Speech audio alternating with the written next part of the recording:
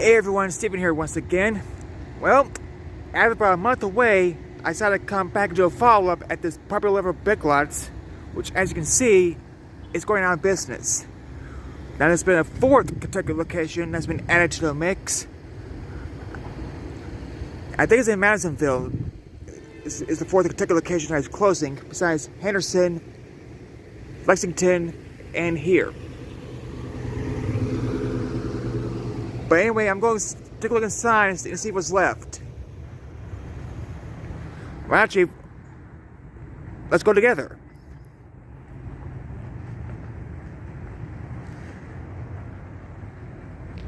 And as you can see, right now everything is up to 50% off. And store now closes at 7.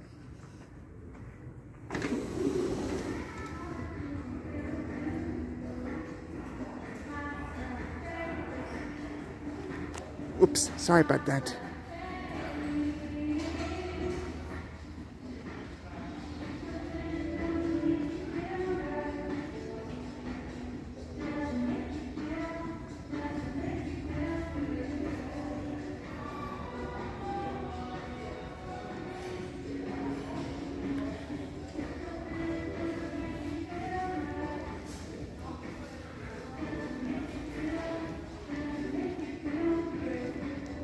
I try not to film too much in here for obvious reasons.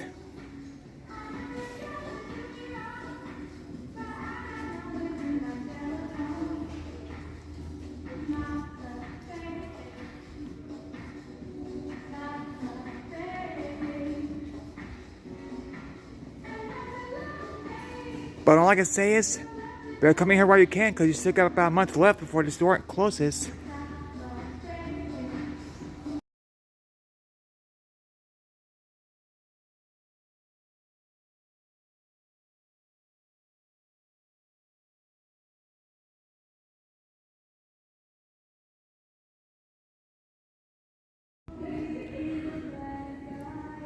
As you can see, I'm still here at this Big Lots location on Popular Louisville Road, which is scheduled to close sometime next month.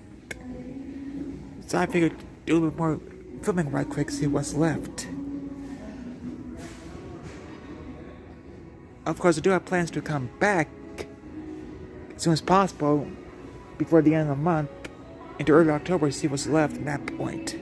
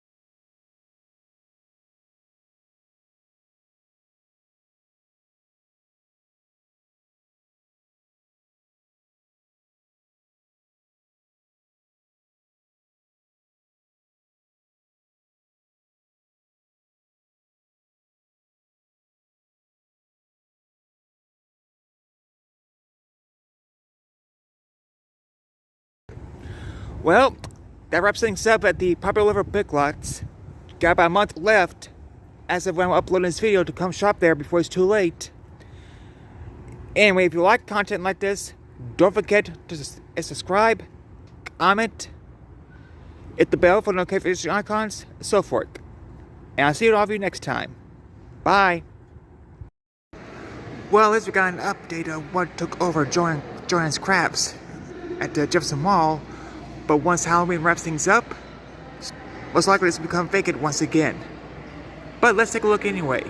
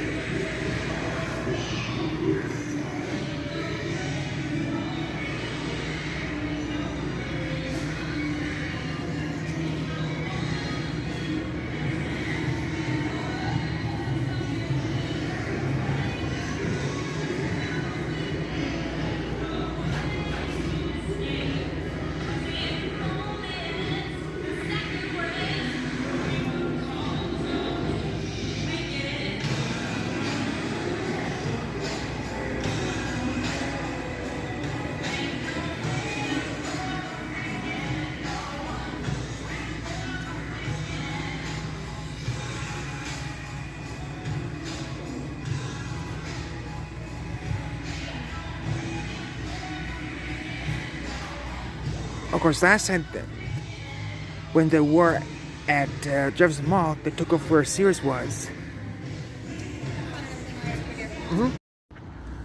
And yes, I am back out here as well to do a follow-up on the BJ's Wholesale Club as well. As a reminder, you gotta wait till January or February at the earliest for that store opens. Although I think they're still hiring with Indeed.com, but I'm not 100% sure on that. But this is where the trucks will be going. Although I don't know what that's going to be, but that's probably going to be part of the parking lot or something. But it's starting to take shape as you'll see during this walk. Just don't forget, of course, to like, subscribe, hit the bell, so forth. And yes, I will admit it does get irritating at times where content creators ask for that, but there's a reason for that. It helps make the channel grow.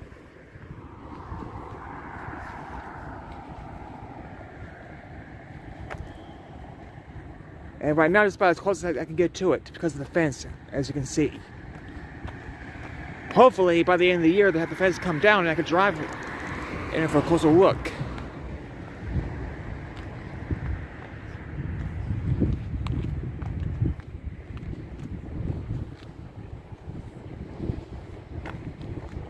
But today, it looks like no one was working on it. Which I guess makes sense considering we had a brief shower earlier. So it kind of makes sense that they suspended operation for the day, along with the water at the parking lot.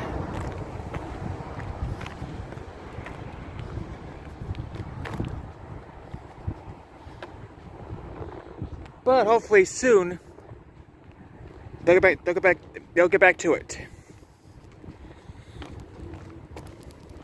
Now there are BJ wholesale clubs down in Georgia as well. Mostly in the Atlanta metropolitan area. That's how I first became aware of their existence. But this will be, to my knowledge, the first location in Kentucky.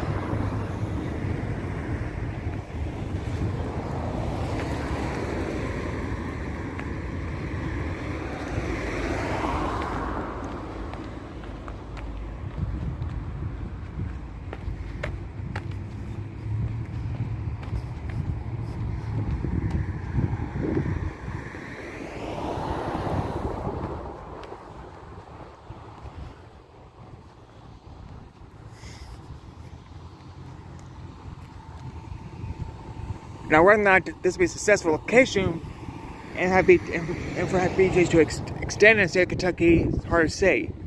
But I hope it does go well for them.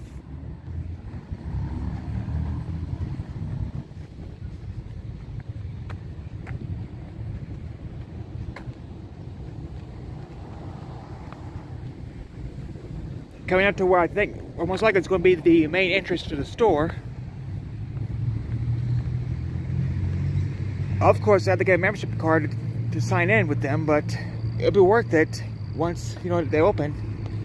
Because from where I live in Shepherdsville, this will be the closest warehouse club by default, along with the Sam's Club in Elizabethtown.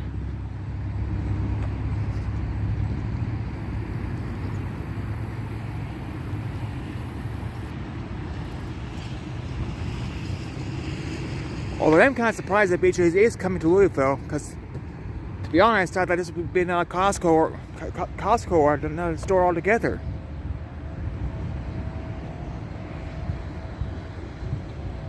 No, we scratched that. Sounds like they are working a little bit after all.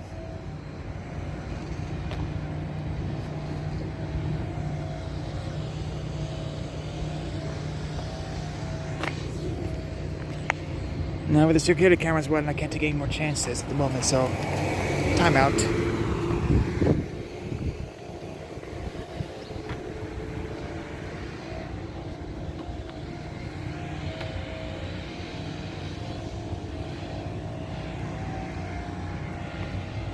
Well, once BJ's does open up, I've been really excited to go and see what they have to offer.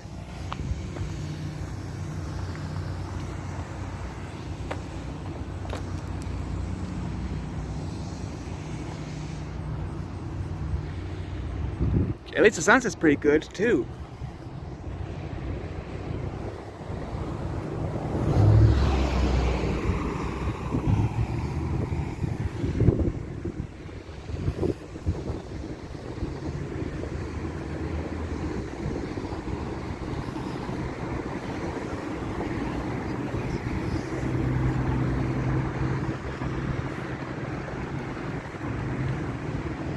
And anyway, here's most likely where the main entrance to the store is going to be, right there. Possibly somewhere in this area here is where the gas station would be, but I'm not 100% sure on that part. But I hope, like I said, BJ's will be a success.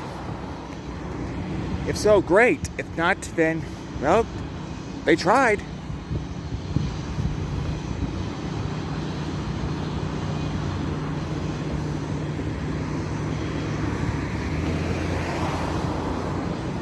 I know this is probably the most boring part of the video, and I get that. But if you haven't made it this far, I do greatly appreciate it.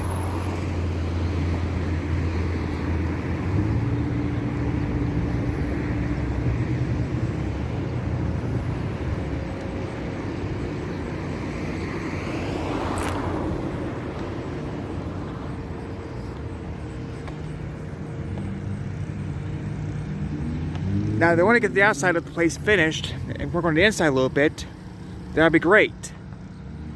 But, oh well. And that about wraps things up here.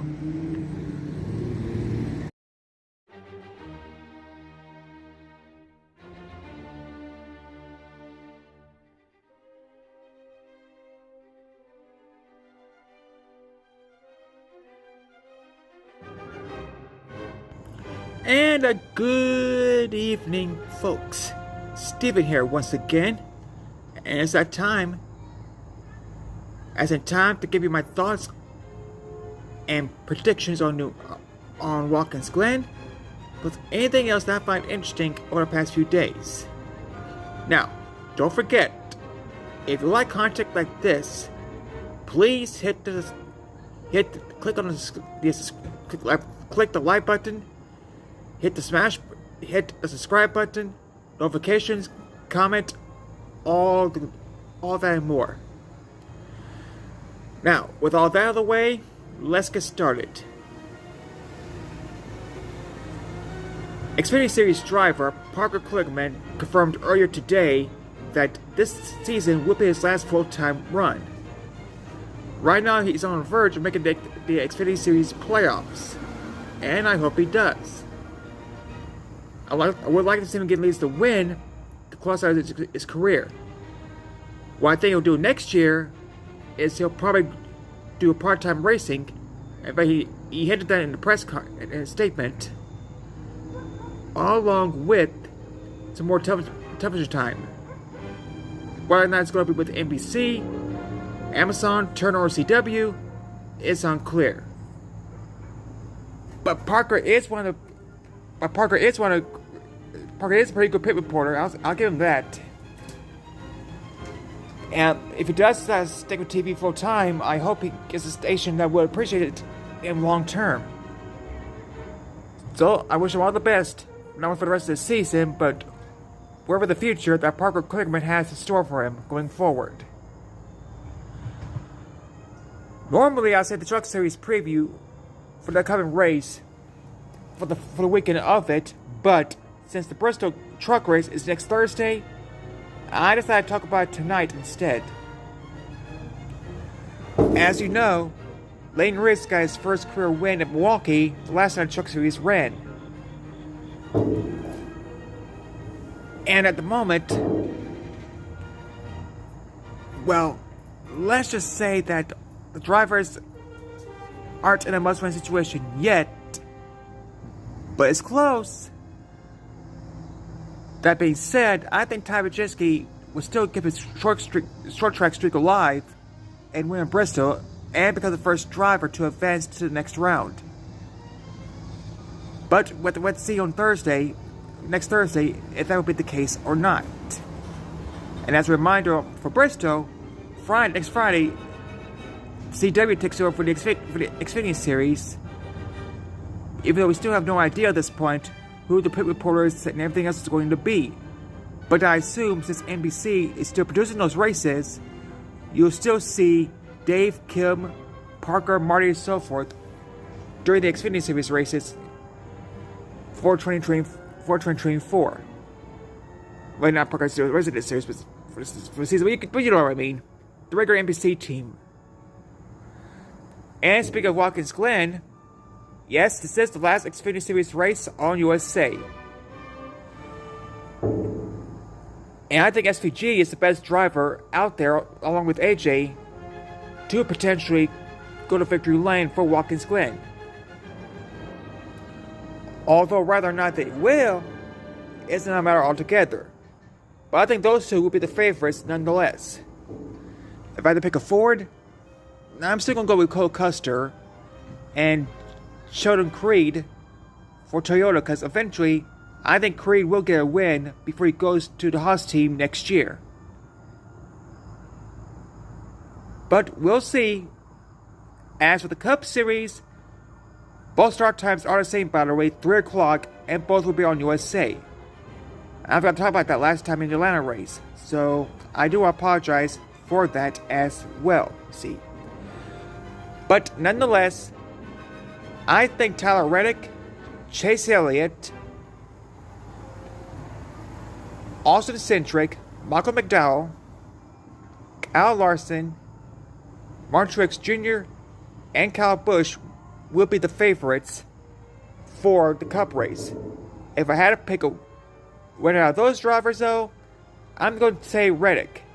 He has proven to win on road courses several times before.